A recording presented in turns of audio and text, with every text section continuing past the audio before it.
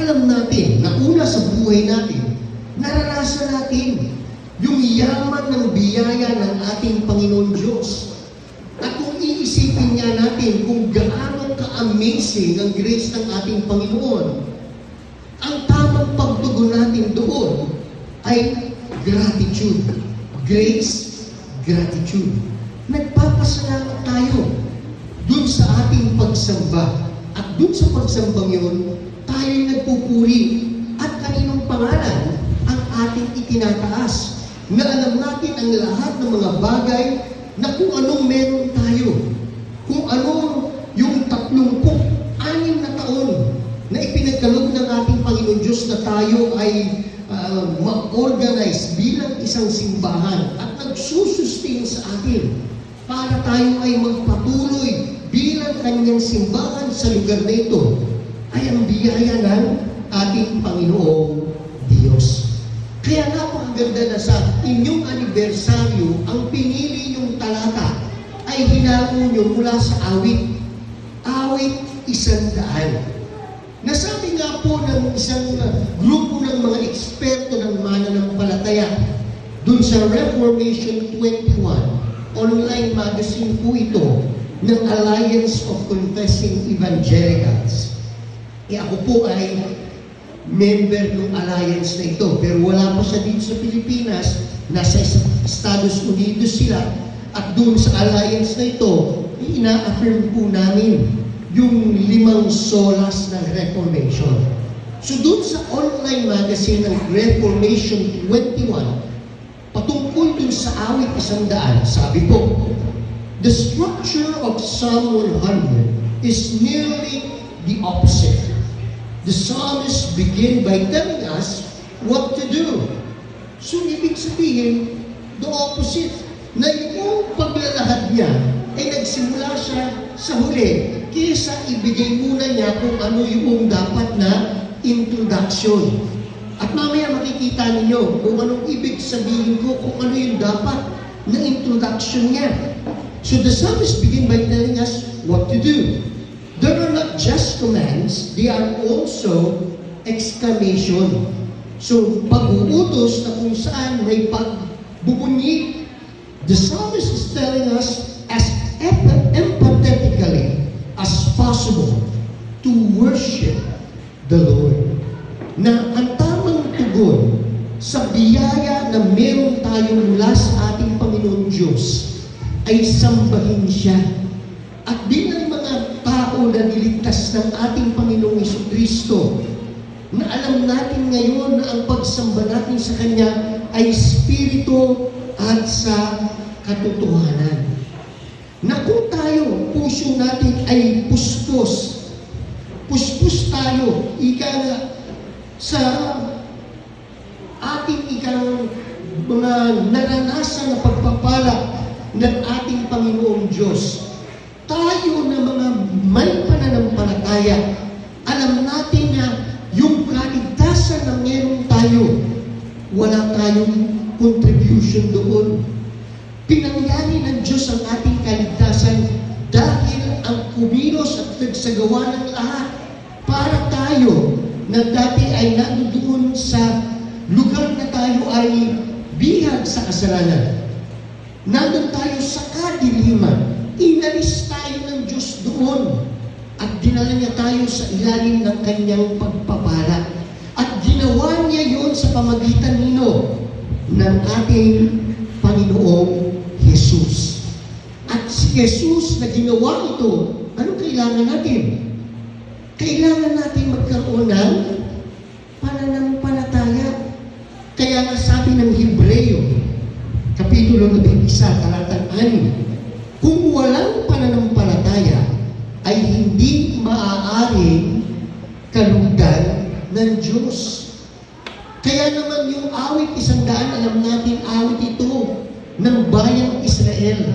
Bayan na kung saan lahat sila alam nila pag ginaawit nila ito, meron kaming pananampalataya sa Diyos na ipinakilala niya ang kanyang sarili sa amin. Nananampalataya kami dun sa Diyos na nagligtas sa amin. Mula doon sa pagiging alipin sa Ehipto, dinala kami sa lupang pangako. nananampalataya kami sa Diyos nung nandoon kami sa lupang pangako, siya ang dapat na hari namin. Kung may paghahari man na hiniling ang bayan Israel noon, ay patikim lamang ng paghahari ng Diyos dito sa lupa. Kaya doon pa lamang makikita natin sa lumang tipan na yung awit na yun ay awit ng pananampalataya. Pananampalataya na nagpapasalamat at nagpupuri sa Diyos. At kung walang pananampalataya ay hindi maaari kalugdan ng Diyos. Sapagkat ang sino mang lumalapit sa Kanya ay dapat sumampalataya may Diyos. At siya ang tagapagbigay gantimpala sa mga nagsisi, masigasig na humahanap sa Kanya. At ang tanong, ano yung pagpapalang iyon? Kasi ngayon, dumating na tayo sa punto na kung sa dami ng nagtuturo ng maling ebanghelyo, madalas maling pagpapala ang hinahanap. Tandaan natin, ang pagkakaroon ng pananampalataya, pagpapala na yun. Pero para tayo ay magkaroon ng pagpapala ng pananampalataya, yung pagpapala na sino yung ating pinananampalatayaan, ibinigay na rin yun. Sino yun? Ang ating Panginoong Jesucristo. Kaya nga yung pinakadakilang pagpapala, tinanggap na natin. At kung may hahanapin pa tayong pagpapala mula sa ating Panginoon Diyos, anong iyon? Yung katotohanan na siya na ating Panginoon, magiging ganap ang kanyang paghahari sa buhay natin. Yung paghahari niya, nakasama na natin siya. At yun ang tema ng awit 100. Pagpupuri at pagpapasalamat dahil mayroong isang Panginoong Diyos, may isang naghahari sa bayan Israel. At yung naghahari iyon, niligtas sila at pinagpapala sila. So paano dapat sambahin ng mga mananampalataya ang Diyos? Yan. Kaya nga, sabi nga nauna dun sa paglalahad ng mga awit, yung mga bagay na dapat gawin. Kesa sagutin muna yung tanong, ano yung dahilan para tayo ay sumamba sa Kanya? Sabi nga po dito, babasahin natin ang talatang 4. Magsipasok kayo sa Kanyang mga pintuan na may pagpapasalamat at sa Kanyang mga bulwagan na may pagpupuri, pagpapasalamat at pagpupuri magkasama na ginagawa natin sa ating pagsamba. Pagsamba ng mga tao na mayroong pananampalataya. Kaya nga po kung iisipin natin, ang tanong, gaano katotohanan yung itinuturo nitong isang sikat na mangangaral ng mabuting balita daw. Pero sinasabi niya, kailangan ang worship service natin maging seeker-friendly. Kung iisipin natin ay hindi ganoon. Ang worship service, hindi siya seeker-friendly. Sapagkat ang worship makikita natin dito ay pagtitipon ng mga taong mayroon ng pananampalataya. Hindi ito pagtitipon na kung saan ay iimbitahin mo yung walang pananampalataya. Kasi kung itong taong ito ay wala pang pananampalataya, malulugod ba siya? Malulugod ba ang Diyos sa kanya? Na kung kasama natin siya, yung walang pananampalataya, ang tanong, sasamba rin ba siya ng katulad na pagsamba na ginagawa natin na mayroong pagpupuri at pasasalamat? Kaya naman maraming mga tao pumapasok sa loob ng simbahan, ang motibasyon, kung ang gusto nila na maranasan, sila na maranasan nila. Sila na may gusto silang makuha mula sa Diyos. Imbis na pupunta sa simbahan sapagkat ako ay mag-aalay sa Diyos. Ako ay sasamba sapagkat may ibibigay ako sa Diyos. At ano bibigay natin? pasasalamat sa Diyos. Magpasalamat kayo sa Kanya. Purihin ninyo ang pangalan niya. Mayaman ang kasaysayan ng Israel kung paano nila naranasan ang biyaya ng ating Panginoon Diyos. Doon sa yaman na yun, naranasan din nila yung yaman ng pagpapala ng ating Panginoon Diyos na manirangan sila sa isang lupain na kung saan, kung titingnan natin sa mapa, magtataka tayo. Doon sa gitna ng lupain na ito ay bali disyerto, napunta sila doon sa lugar na kung saan, ang sabi ng ating Panginoon, ito ay puno ng gatas at ng pulupukyutan. Paano nangyari yun? Pwede kaya yun? Alam niyo, pagka nag-aaral tayo ng history, yung lupa na yun, ang tawag sa geography ay nasa lugar ng Fertile Crescent. So, miracle yung ginawa ng ating Panginoon kung saan ilagay niya ang bayang Israel na kung saan, pag nagtanim ng dates, yan. Sino nakakaalam ng mga dates dito? Yung parang pasas, di ba? Yung isang dates lang, ay sobrang tapis na noon. Pwede ka na hindi kumain sa isang araw. Busog ka na sa isang dates pa lang. So ito rin yung kung titingnan natin kung paano pinagpala ng Diyos ang bayang Israel at yung pinakamahalagang pagpapala na naranasan nila ay yung alam nila na dati sila ay alipin, pero ngayon dinala ng ating Panginoon doon sa lupang pangako. Dati si Abraham, kapisan ng kanyang tatay na sumasamba sa Diyos-Diyosan, pero inalis ng Diyos, dinala sa lupang pangako. At noong mga panahon na sila ay nagkakasala, inaalaw ng ating Panginoon na sila ay madisiplina at madala sa ibang bansa, pero binabalik sila dun sa lupang pangako. Bakit? Kasi may nais ang ating Panginoon Diyos para sa kanila. Sabi nga ni Moses nung sila ay magkaharap ng Paraon, ano ang sinabi ni Moses ng dahilan kung bakit sila pupunta lalabas ng Ehipto? Ito ang sabi ng aming Panginoon Diyos, hayaan mo na kami ay lumaya para kami ay sumamba sa Diyos. Ang kondisyon na kung saan binabago ng ating Panginoon Diyos ang buhay natin, binabago ito para tayo ay magbigay luwalhati sa Kanya. Yun ang purpose ng buhay natin. Tatandaan natin yun.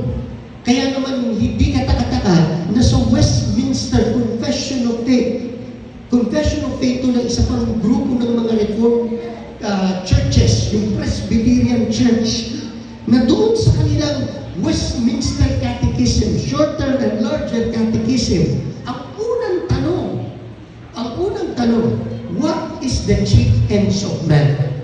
At ano ang sagot? The chief ends of man is to enjoy God and to glorify Him forever. Yung ikaw ay masatisfied na alam mo ikaw ay sa Panginoon at siya ay luwalhatiin mo. Yun ang purpose ng buhay natin bilang mga mananampalataya. Kaya naman sasagutin natin yung tanong na anong uri ng pagsamba? Anong uri ng pagsamba na may pagpapasalamat ang gusto ng Diyos mula sa mga mananampalataya? Anong uri ng pagsamba ang gusto ng Diyos? Bakit? Una makikita natin sa unang talata, isang awit para sa handog na pagpapasalamat. Sumigaw kayo ng may kagalakan sa Panginoon sa lahat na mga lupain. No? Pagka binabasa ito, tuloy may mga worship service minsan, ang nangyayari ay talaga naman nagsisigawan. No? Isang dali, pagka ganong uri ng sigawan, nakakasakit sa tenga, di ba? Tama ba ako? Kaya dun sa ibang sali, ang sabi dito, make a joyful noise. Hindi siya dapat irritating noise. Sapagkat ang isang tao na puspos ang puso niya ng kagalakan at mag-express ka ng kagalakan, natuwa ka, mahina mo bang sinasabing, ang saya-saya ko? Binubulong mo ba sa sarili mo yung kasayahan mo? Di ba?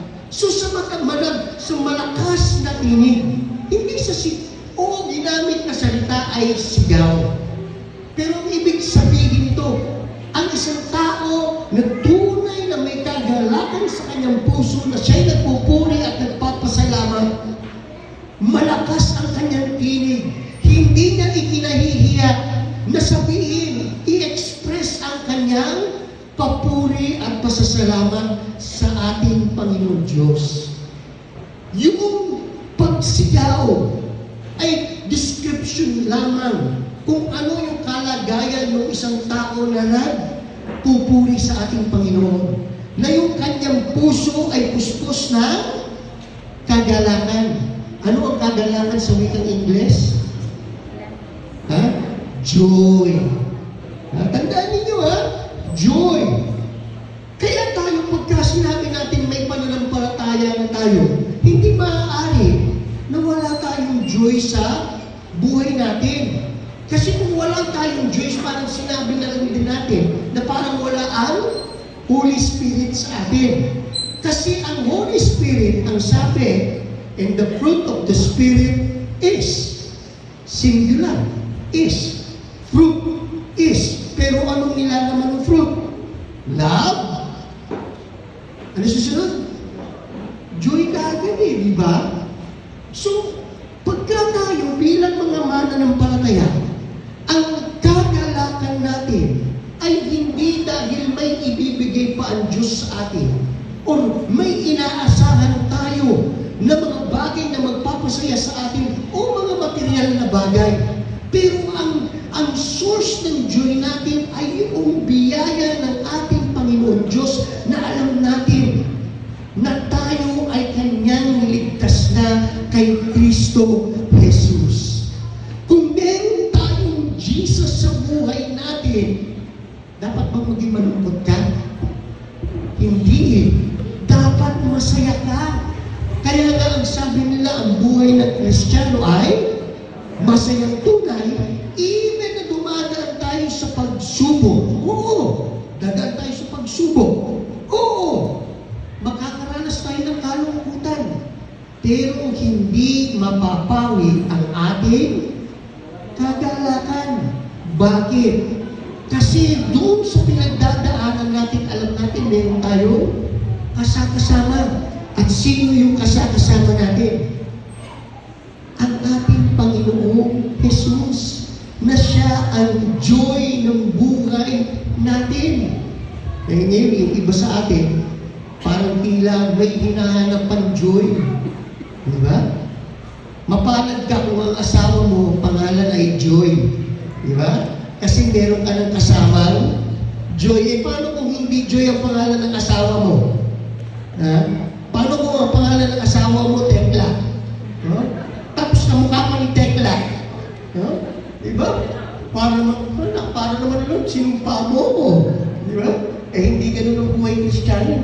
Hindi nakasalala yung kagalakan natin sa mga bagay na maaring material, maaring mga situasyonal, o yung mga kaganapan. Nakasalala yung kagalakan natin dun sa katotohanan kung sino si Jesus sa atin. Na alam natin tayo ay niligtas niya. Yung pagliligtas niya sa atin at siya bilang Panginoong Diyos tagapagligtas natin, sapat na para bigyan tayo ng kagalakan sa buhay natin. Sapat na para gawin natin na pagsamba natin, meron tayong kagalakan. Whether kumanta ka ng himno, matandaan ninyo kasi minsan naririnig ko pagka-hymn daw ang kinakanta, para kang nasa pulinarya, para kang nasa patay. Hindi ganun. Whether kumakanta ka ng hymn, huwag mong i-associate na ang joyful singing nasa spiritual song lang. Tandaan mo na ang worship itself should be joyful. Yung ating pagsamba dapat may kagalakan. Bakit nagagalak tayo sa biyaya ng ating Panginoon Diyos kay Kristo Jesus na meron tayo? Kaya nga, ano ang kabutihan at pag-ibig ng Diyos sa mga mananampalataya na alam natin, oo nga no, pastor, sapat na ito na kadahilanan para ako ay magalak sa pagsamba ko. Sabi nga sa Efeso Kapitulo 2, talatang 4 hanggang 7.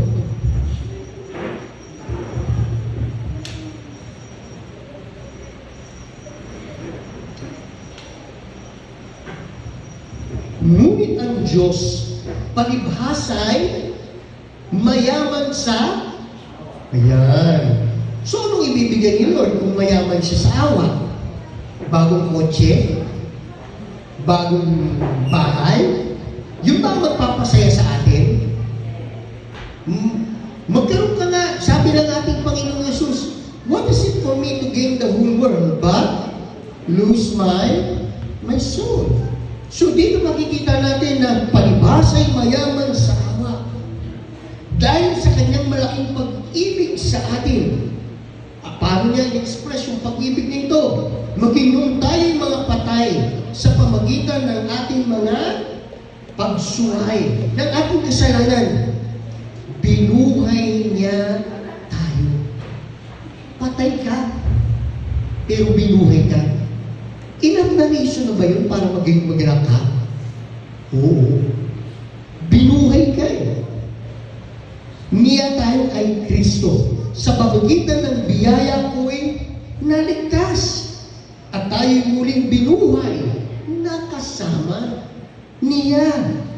At pinaupong kasama niya sa sangkalangitan kay Kristo Jesus upang kanyang maipakita sa mga panahong darating ang di masukat na kayamanan ng kanyang biyaya sa kagandahang loob sa atin sa pamagitan ni Kristo Jesus. Kaya naman itong si Pablo, sabi nga niya, pag ating iisipin yung yaman ng biyaya ng ating Panginoon at ano yung yaman ng biyaya niya, yung yaman ng biyaya niya na tayo na hindi karapat-dapat na piliin niya sapagkat alam niya makasalanan tayo, pero pinili pa rin niya tayo na itinalaga ng ating Panginoon yung buhay natin. At gumawa siya ng kapamaranganan para iligtas tayo. Lahat noong mga bagay na ginawa ng ating Panginoon Diyos para tayo magkaroon ng buhay. Hindi pa ba sapat yun para tayo ay maging masaya? Sapat na yun eh. Para tayo ay tunay na magkaroon ng kagalakan. Then, pangalawa, sa pangalawang talata, mababasa natin, maglingkod kayo. So, ito yung mga bagay na gagawin, di ba? Una, magalak. Sumunod, maglingkod. Maglingkod kayo sa Panginoon ng may kagalakan. Magsilapit kayo sa Kanyang harapan na may awitan. Na yung paglapit natin, hindi nakahiwalay. Yung alam mo na lumalapit ka sa Diyos na ang intensyon mo ay hindi ang Diyos ang maglilingkod sa iyo, kung hindi ikaw ang maglilingkod sa ating Panginoon Diyos.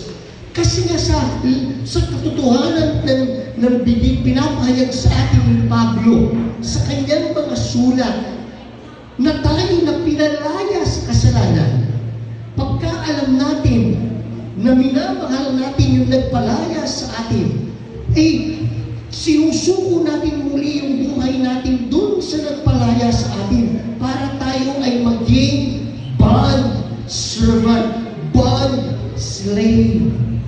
Kaya dun sa ating kagalakan sa buhay natin, masayang-masaya tayo na isinusuko natin ang buhay natin sa ating Panginoon Diyos para maglingkod sa Kanya. Kaya naman sa wikang Hebreo, tandaan niyo po sa wikang Hebreo, hindi magkaiba magkaiba ang salitang worship at service. Kaya nga nung bata ako, natatandaan ko, ang tawag natin sa pagsamba, worship service. Hindi siya magkahiwalay, magkasama siya. Sa wikang English na lang, sabi nga sa ESV, serve the Lord. So kaya tayo alam natin, liwanag, di ba? Serve the Lord with gladness. Come into His presence with singing. Ngayon, sa NIV, tingnan nyo NIV, ang sabi ng NIV ay worship the Lord with gladness.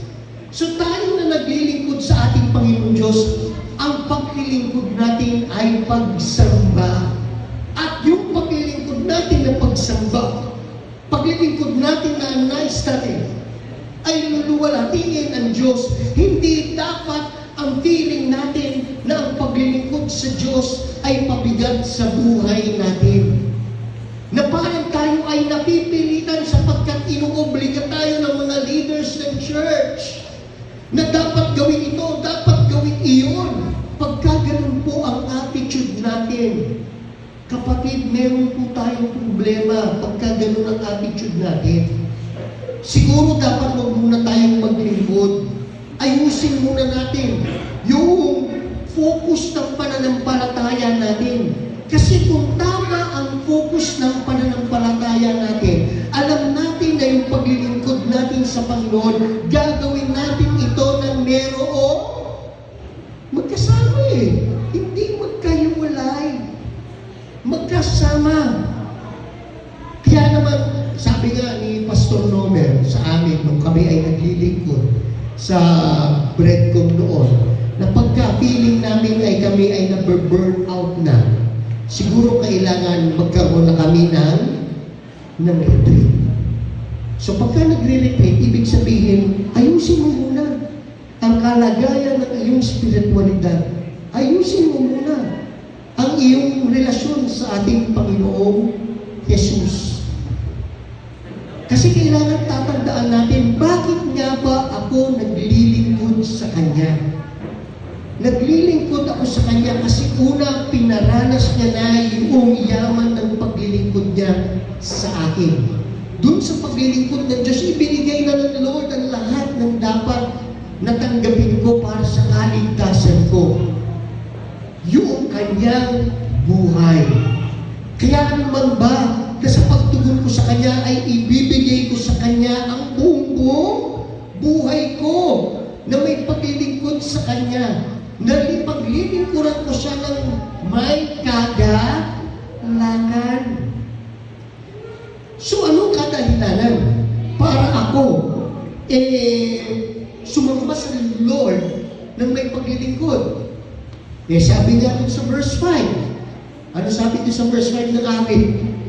Sapagkat ang Panginoon ay mabuti, ang Kanyang tapat na pag-ibig ay magpakailanman, at ang Kanyang katapatan ay sa lahat ng saling lahi.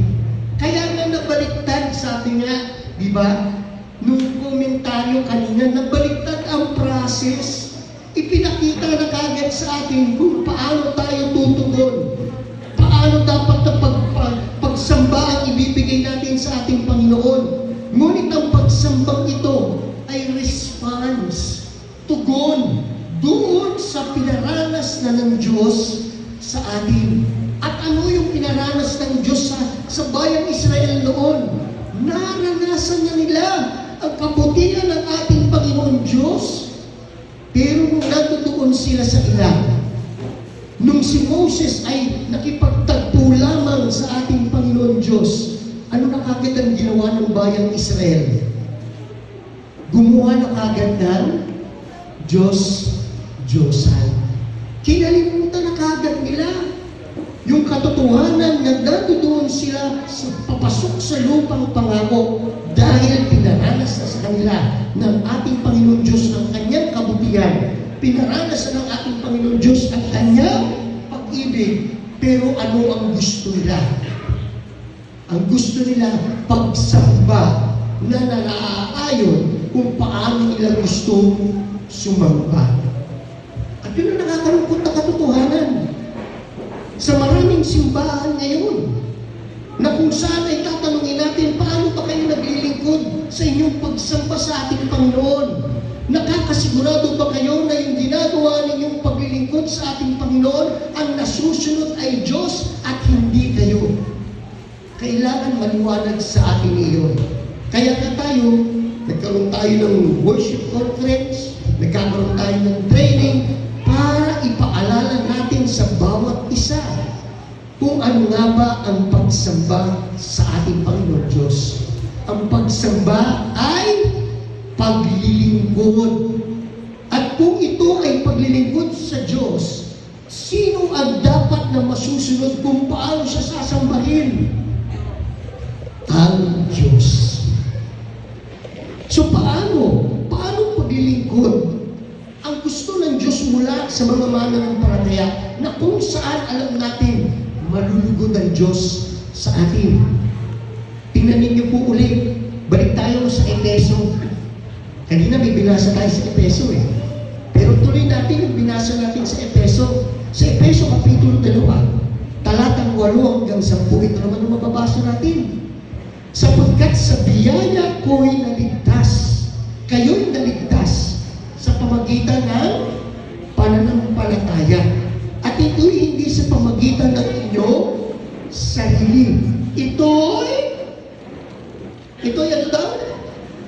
Kaloob ng Diyos. May ibinigay na ang Diyos sa atin. Hindi sa pamagitan ng mga gawa. Upang ang sino man ay huwag magmalaki. Sapagkat tayo'y kanyang pinakamahusay na gawa na nilalang kay Kristo Jesus para yan. So yung mabuting gawa natin ay dapat ekspresyon ng katotohanan kung sino si Jesus sa atin. Yung Jesus na pinananampalatayaan natin ay Jesus na pinamumuhay natin. Na nilalang kay Kristo Jesus para sa mabuting gawa na inihanda na nino ng Diyos. Itinalaga na ng Diyos. Kaya tayo sa paglilingkod natin, nananalangin tayo sa Panginoon Diyos at ang ating sinasaliksik, hindi natin sinasabi, Lord, ito yung plano ko. Nawa yung plano ko maging katanggap-tanggap sa iyo. Sa paglilingkod natin, nananalangin tayong Panginoon. Nawa ang plano mo na nakalagay sa salita mo ay maging maliwanag para sa akin, para malaman ko kung paano ka paglilingkuran na yung paglilingkod ko sa iyo ay tunay na kalugod-lugod para sa iyo. Sabi dito, na nilalang kay Kristo Jesus para sa mabuting gawa na inahanda ng Diyos ng una pa upang siya natin lakaran. So nakaakda na. Kailangan nilang alamin natin. Pero kung hindi ka magbabasa ng Biblia at hindi ka mananalangin, malalaman mo kaya yung plano ng ating Panginoon Diyos? O ang mangyayari palagi, lagi tayong magpaplano muna at din sasabihin natin kay Lord, Lord, ito yung plano namin, pagpalain mo. Maganda na pagka nagpaplano tayo at the end of the planning, confident tayo na yung mga programa, na mga proyekto na ating iisipin, alam natin, nakakasigurado tayo na aayon ito sa kalooban ni Lord. Kaya mahalaga mga leaders, tayo, una sa lahat, alam natin ang salita ng Diyos para yung pamumuna natin sa simbahan natin, para maglingkod din yung mga kasama natin sa church na may kagalakan. Alam nila ang sinusunod nila, hindi tao. Ang sinusunod nila ay sino? Ang ating Panginoon. Then ulit punto sa talatang 3.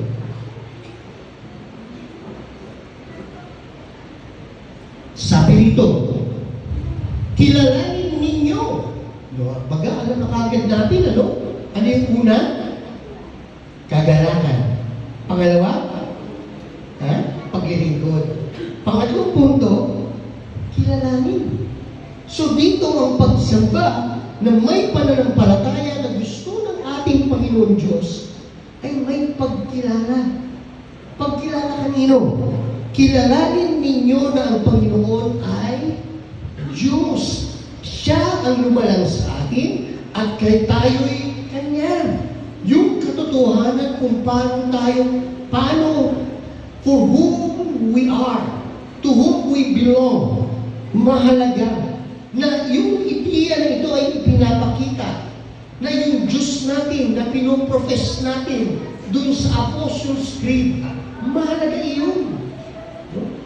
Mahalaga na masasabi natin sa puso natin, ako'y nananampalataya sa Diyos na makapangyarihan sa lahat, na siyang lumalang ng langit at lupa. Ako'y nananampalataya kay Kristo ni Jesus na anak niya, na ipinanganak sa ng Birhen Maria. Yun, di ba? So, alam natin yung katotohanan ng ating pinananampalatayaan kasi hindi ito isang bagay na hindi makikilala. Ipinakilala ng Diyos ang kanyang sarili. Kaya nagsastart ang worship natin doon sa katotohanan na meron tayong Diyos, ipinakilala niya na ang kanyang sarili. Kaya tayo sumasamba sa Kanya. Kilala natin siya. Kilalanin ninyo na ang Panginoon ay Diyos. Kaya naman, anong kadahilanan naman? Ano ang magiging motivasyon ko? Bakit ko kilalanin ang Diyos? Bakit ako mag-spend ng time na kung saan? Ano may proseso nang makilala ko ang ating Panginoon Diyos? Ano ba ang mga bagay na dapat kong gawin para makilala ko ang Diyos? Kailangan ko na magbasa ng comics. Meron mga comics ang ngayon. Di pastor, magpumisyon na ngayon, manga. Yan. Magbasa ng manga. Makikilala mo ba si Lord pag nagbabasa? Hindi, di ba? Makikilala mo siya sa pamagitan ng pagbabasa ng Biblia. Makikilala mo siya sa pamagitan ng pag-aaral ng salita ng Diyos. At pagka lubos ang pagkilala mo sa Kanya, mas lalong nagiging maintig yung pagsamba mo sa Kanya ng may kagalakan. Kaya maaaring hindi ka masaya sa pagsamba mo sa Panginoon kasi napakaliit ang pagkilala mo sa Kanya. Yung Diyos na kinikilala mo, yung na gusto mo, ay yung Diyos na ibibigay sa iyo yung lahat ng gusto mo sa buhay. Yung uri ng Diyos na parang gusto mo ay katulad ng gusto ng maraming tao na nailalagay sa isang figurin at dala-dala mo sapagkat pagkakasama ko itong figurin na ito, swerte sa buhay ko. Yun ba ang uri ng Diyos na gusto mo? Hindi. Kaya ang ating Panginoon Diyos, ipinakilala niya ang kanyang sarili. Ipinakilala niya ang kanyang sarili sa pamagitan ng mga propeta sa lumang tipan.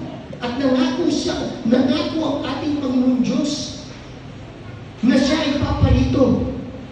At yung dakilang pagpapakilala niya ay sa pamagitan ni Jesus. Na ang sinabi ni Jesus, kung nais kong makilala ang Ama, sino ang dapat na makilala natin?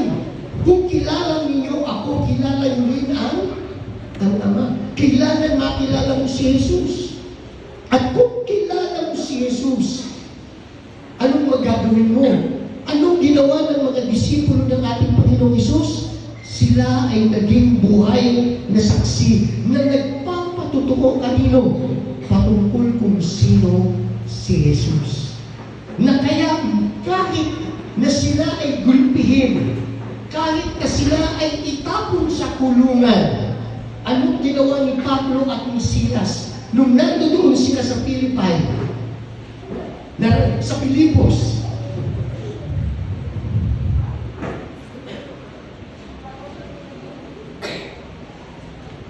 Sa Pilipos at itinapon sa Piitan.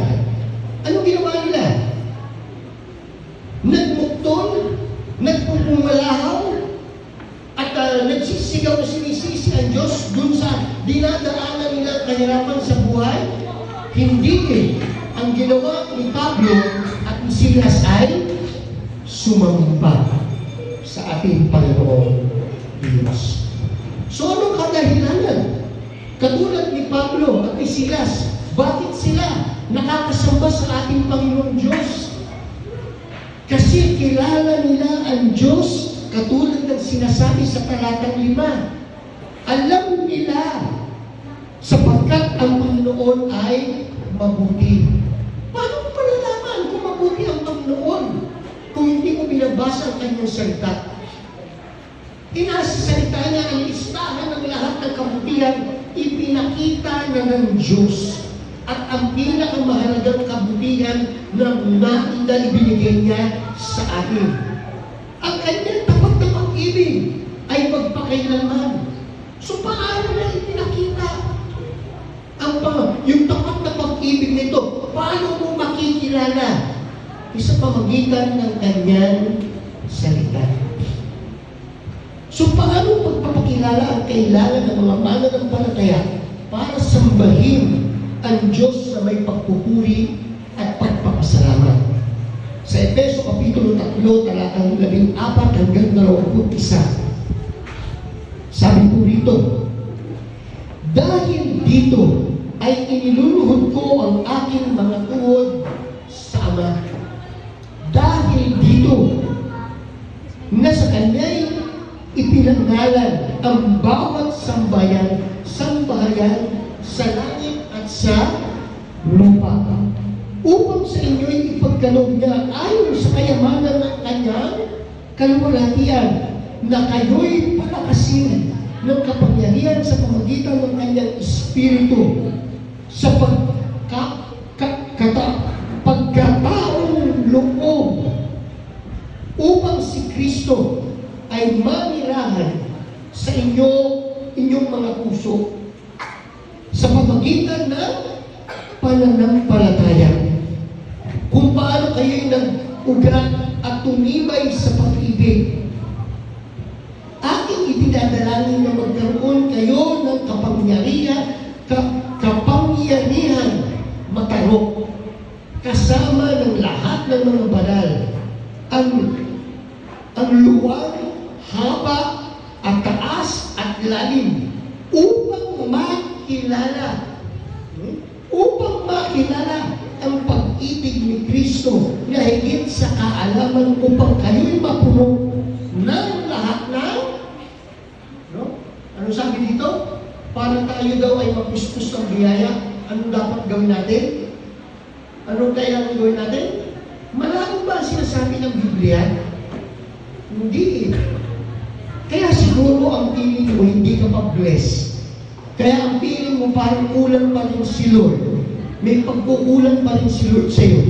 Kasi hindi mo binabasa yung listahan ng ating Panginoon Diyos kung ano na yung mga pagpapala na ibinigay niya. At saan mo makikita yung listahan na yun? Sa kanyang salita. Ngayon sa kanya na makakagawa ng higit na sagana. Yan, paboritong verse ito ng marami. Pero tatandaan niyo ha, yung verse na ito, patungkol saan? Patungkol para makilala natin sino? Si Jesus. Madalas ginagamit ito yung verse na ito para pasayahin ang puso ko kasi alam ko ibibigay ni Lord yung lahat ng gusto ko. Yung ba ibig sabihin ng verse na ito? Hindi eh. Kaya iintindihin mo na yung verse 20 patungkol ito dun sa mga naunang verses. At ito ay patungkol sa pagkilala natin na lumalim ang pagkilala natin kanino? Kay Jesus.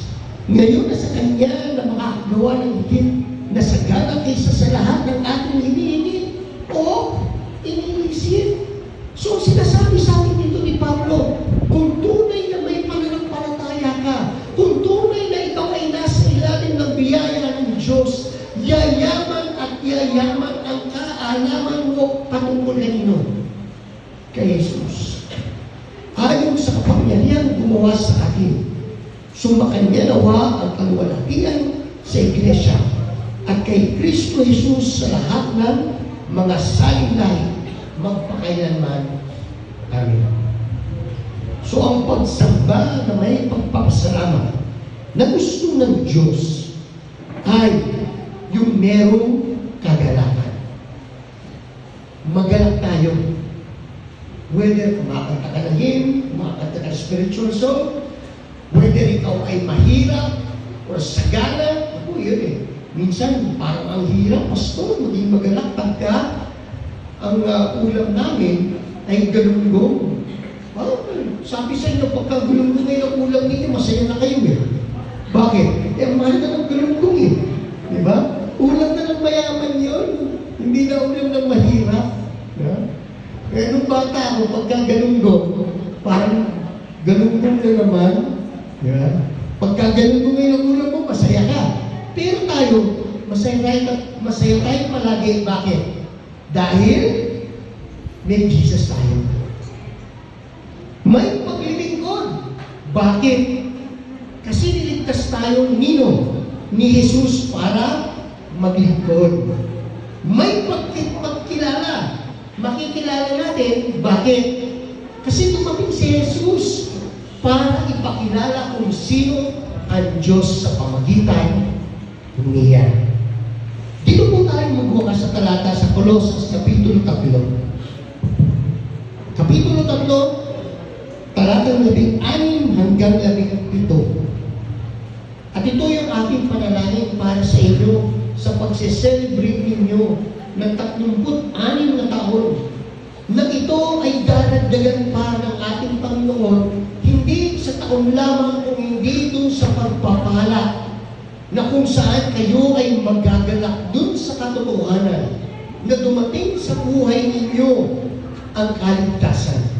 Na dumating sa buhay ninyo si Jesus. Na kayo ay may pananampalataya at kayo ay tinawag niya na maglingkod sa lugar na ito.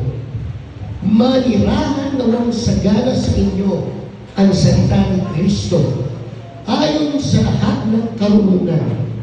Magturo at magpaalalahanan kayo sa isa't isa sa pamagitan ng mga salmo at ng mga himno at mga awiting espiritual na umaawit ng may pagpapasalamat sa Diyos sa inyong mga puso. At anumang inyong ginagawa sa salita o sa gawa, gawin ninyong lahat sa pangalan ng Panginoong Hesus na nagpapasalamat kayo sa Diyos Ama sa pamagitan niya. Tayo po yung mga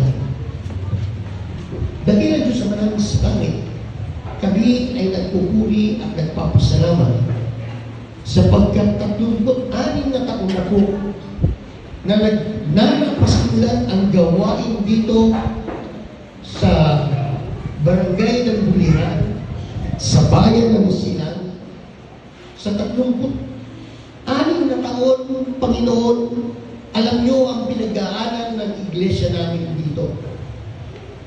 At Panginoon, nananatili na buhay sapagkat kayo na aming Panginoon Diyos ay may niligtas na mga tao na pinagkalooban ng pananampalataya at pinagtitipon sila sa isang pananampalataya na silang lahat ay sasamba sa inyo na may kagalakan sa kanilang puso at sa isang pananampalataya ay sama-sama na maglilingkod sa inyo. Kaya Panginoon, nawa ang patuloy na magpalakas sa kanilang pananampalataya para ang kalakasan ng simbahan ito ay hindi naaayon sa kung ano ang kaya nilang gawin, kundi dun sa katotohanan kung sino kayo na Diyos namin na sinasamba. Na sa iyo ang kalakasan, kapangyarihan at kaluwalhatian ngayon at magpakailanman.